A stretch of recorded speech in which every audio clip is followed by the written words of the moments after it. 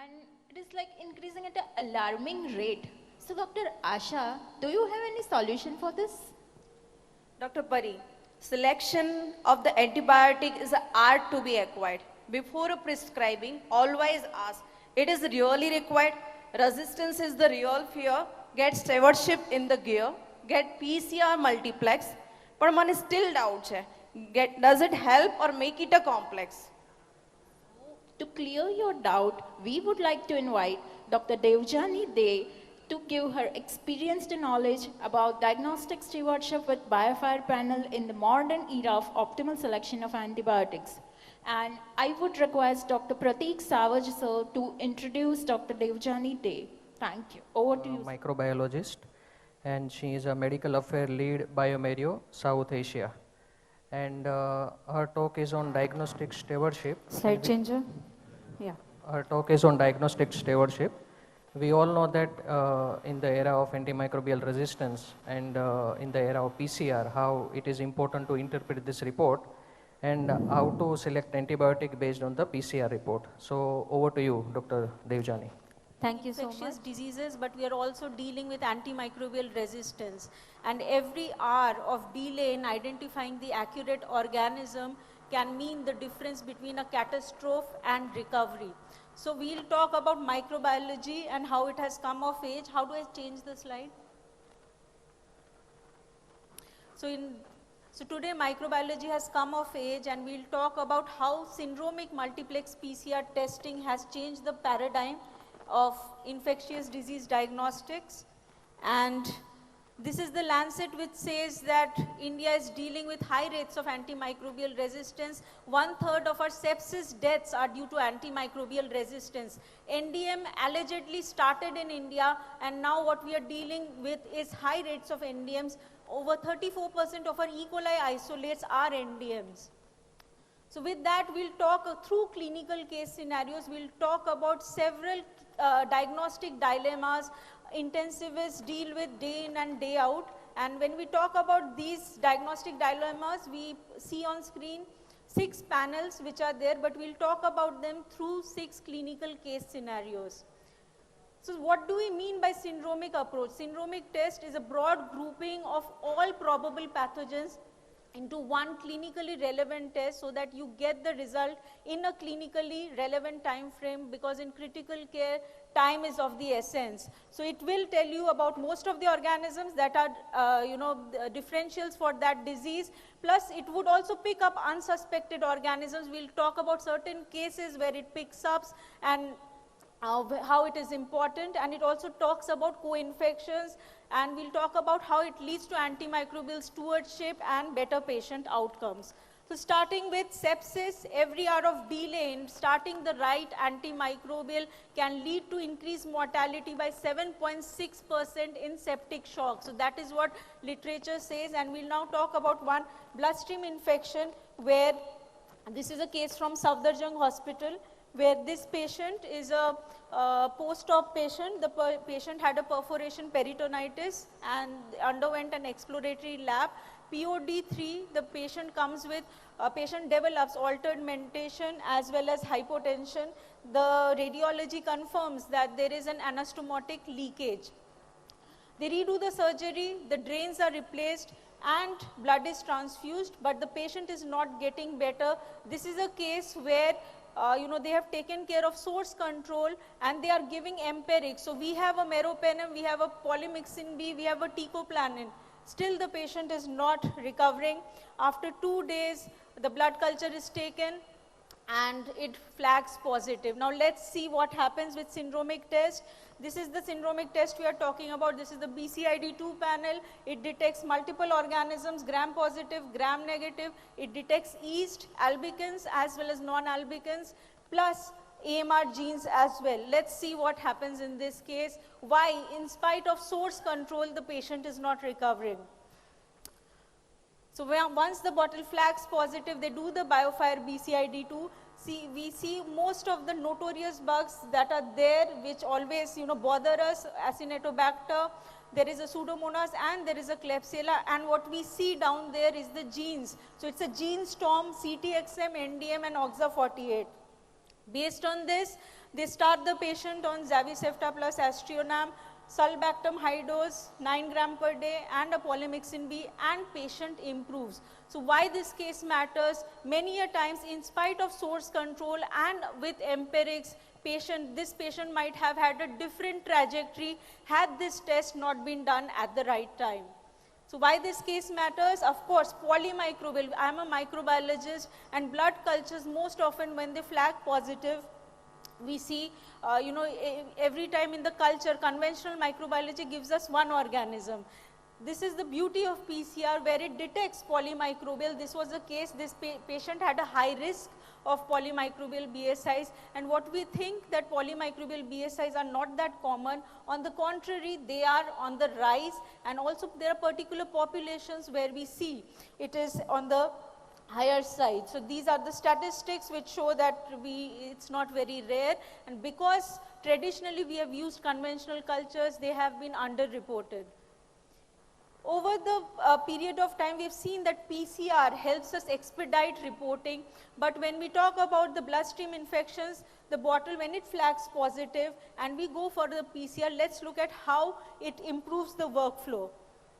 So this is usually the traditional scheme of things. The bottle flags positive, then we go for a gram stain, then culture, and then we go for a MIC as well as other tests that are there. Let's look at how BioFire BCID2 helps. We need to understand bloodstream infections are systemic infections, and with that there comes a lot of dilution. Plus there are complement, lysozyme, antimicrobials, phagocytes. All of that keep the pathogen load less than 1 CFU per ml. So be it the bacteria, be it the candida, we are talking about detecting that level of organism load. So for that, the test has to be highly sensitive. So that's why every recommendation says you need to take at least 2 sets of aerobic and anaerobic pairs so that we are closer to clinching the diagnosis. Once the bottle flags positive, the PCR that is validated through FDA, that is BioFire BCID2, that becomes the test of choice if you want to use the flagged bottle. If you run it directly on the sample, because of the loads that we are talking about, you could have a false negative. So these are the statistics from Journal of Clinical Microbiology, where with every increasing set, your chances of detecting that bug increase. So 6 bottles at the bedside can be tough, but at least all recommendations say 4 bottles, that is 2 sets, and aerobic and anaerobic pair.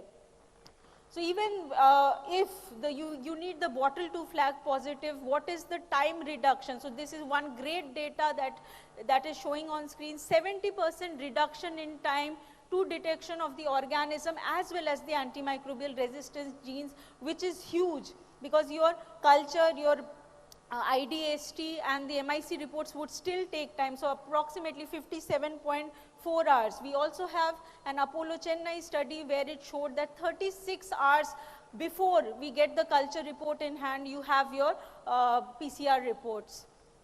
What value it offers to the patient? We know in principle there is value, but let's look at data on what is the clinical advantage.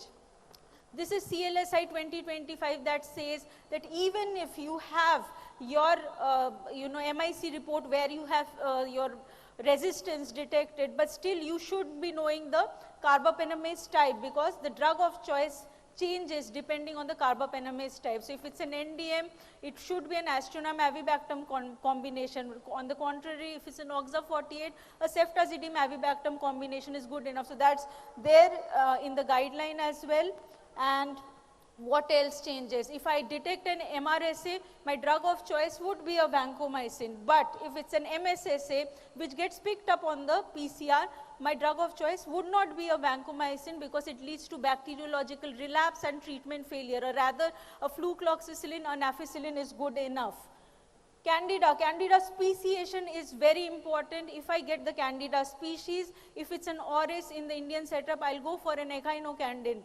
If it's a Candida krusei, I know that intrinsically azole, fluconazole would be resistant. So those are the therapeutic decision making that becomes evidence based once we have it on the PCR. We also talk about the clinical value in terms of course, polymicrobial detection that we saw in that case, and that gets enhanced because of the use of PCR.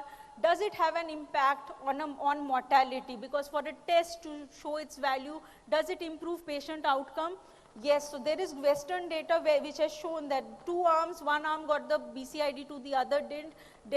It had a better recovery, it had lesser mortality, but we also have Indian data now where from PD Hinduja Hospital, they have published it in the IJID, and its preliminary findings where they saw there is lesser mortality in the arm that got the BioFire BCID2.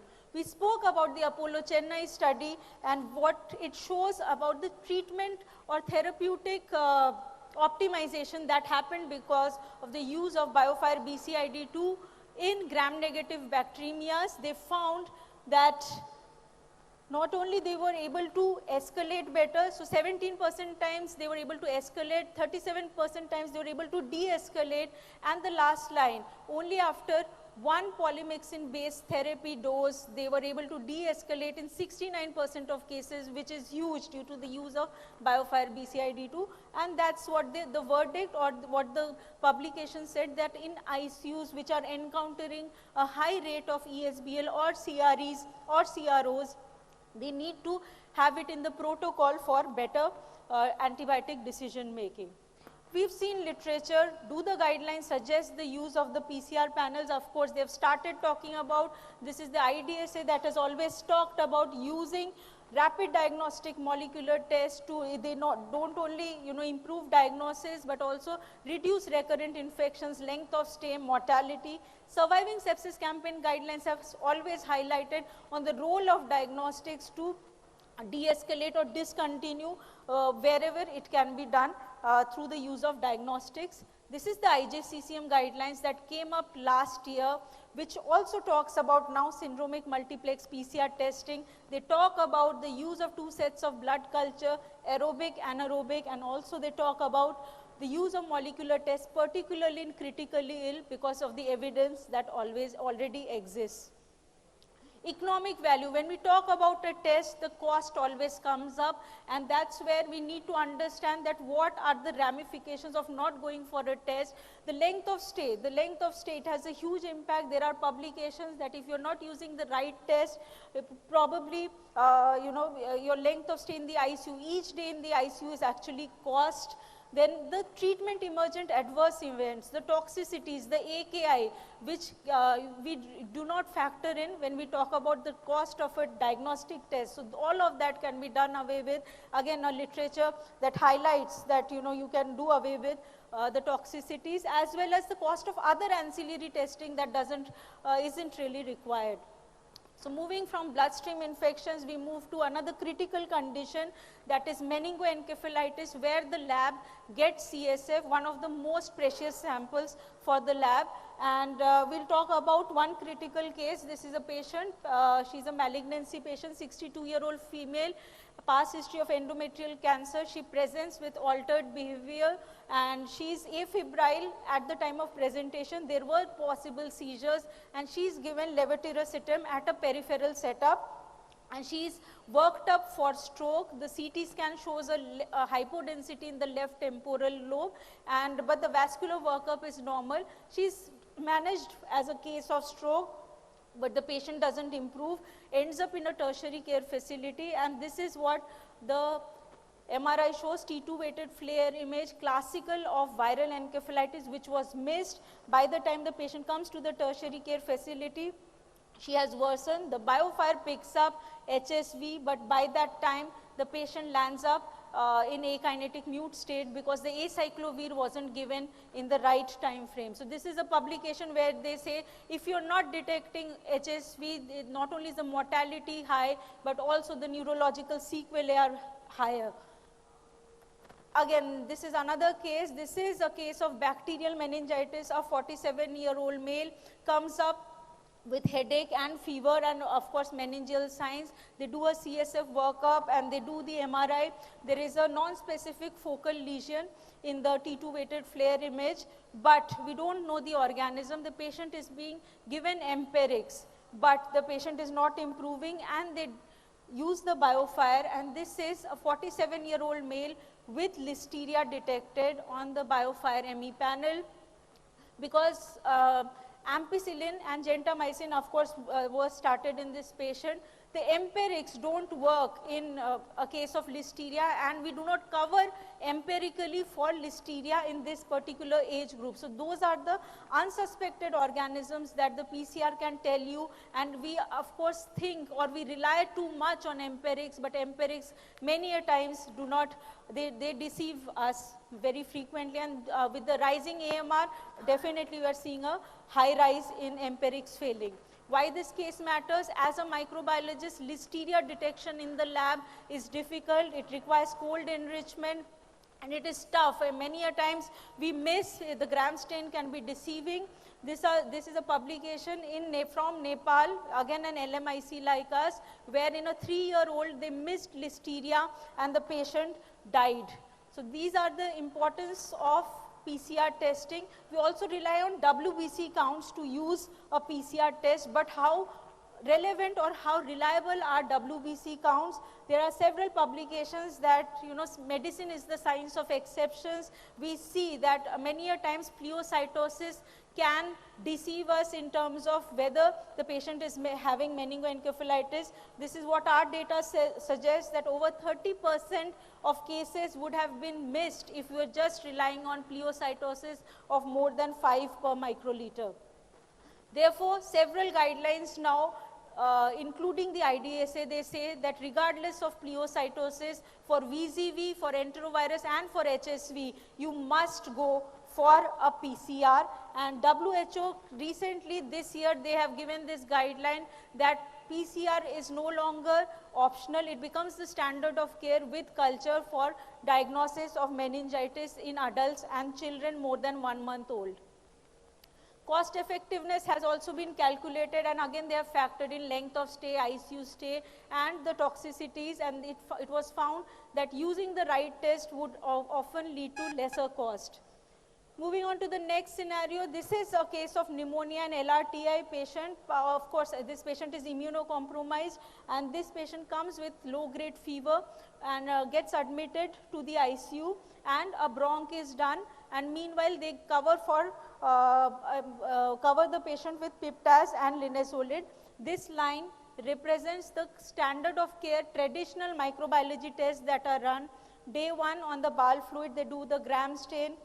It's only a GNB detected, gram-negative bacteria, but based on this, because of the patient profile, they do not discontinue the linezolid. They also ask for a PCR for atypical organisms, and that's Mycoplasma legionella, but the results are still awaited.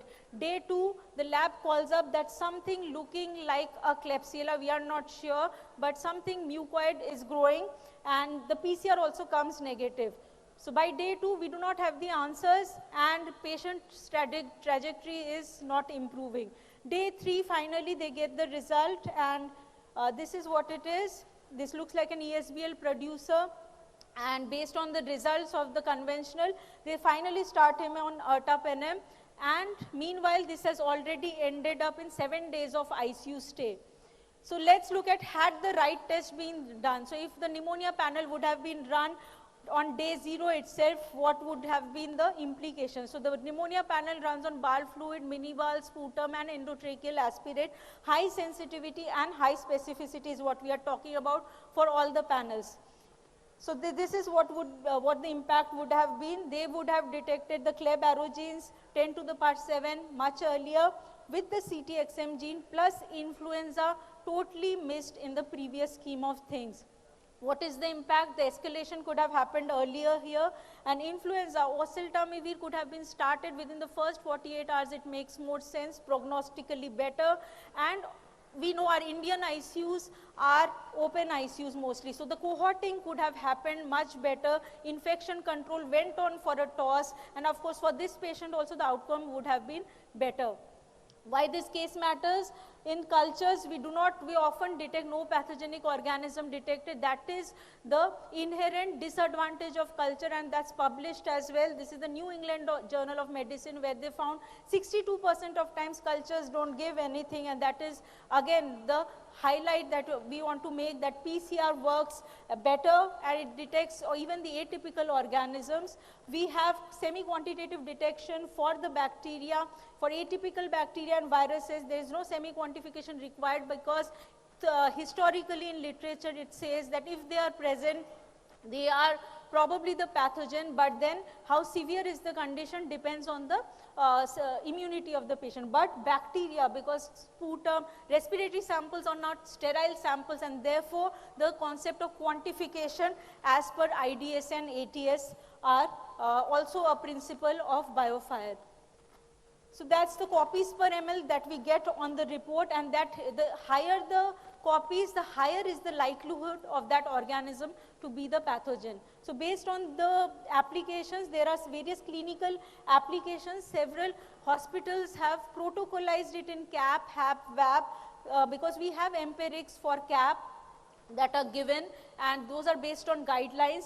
But if you have the detection, you can drop off that macrolide if there are no atypicals, and likewise. So on and so forth, we could have algorithms, and hospitals have had, created algorithms so that there is no time wasted. We know the treatment that would be given based on the detection. 5 more minutes.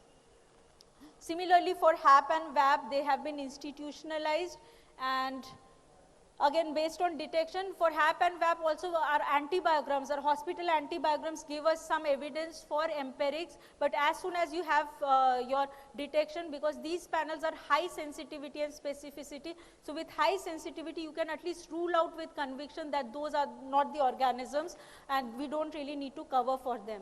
All guidelines now talk about, so this is the IDSA ATS guidelines that talks about using the panel in severe CAP patients. And 2023, the European Respiratory Society talks about the biggest potential of these panels is when we have started non-standard CAP regime, because the maximum damage is done in the 48 to 72 hours. We are waiting for culture, and that's where Clostridioides difficile infection is on the rise, and superinfection pneumonia. Moving on, the IDSA has also protocolized using the panel. And what does IJCCM guideline tell us about? It says that use syndromic multiplex PCR in patients of CAP, severe CAP, HAP, and non-responding VAP, because targeted upfront therapy must be given as soon as more microbiology information comes up. Moving on, do we only restrict the use of pneumonia panel in the ICU? So the Lancet study, this is the biggest pragmatic randomized control trial where they used it in 2 arms. One arm got the BioFire, the other did not, in the ward. And what they found, the patients who got the panel in the ward had lesser chances of getting escalated to the ICU. So several studies now exist for use of the panel in the emergency, in the ICU as well as in the ward. Moving to the upper respiratory panel, this works on the nasopharyngeal swab. This is not a comprehensive bacterial profile, it's more of a viral plus bacteria like the pertussis and parapertussis. And let's look at the value of this panel through one particular case.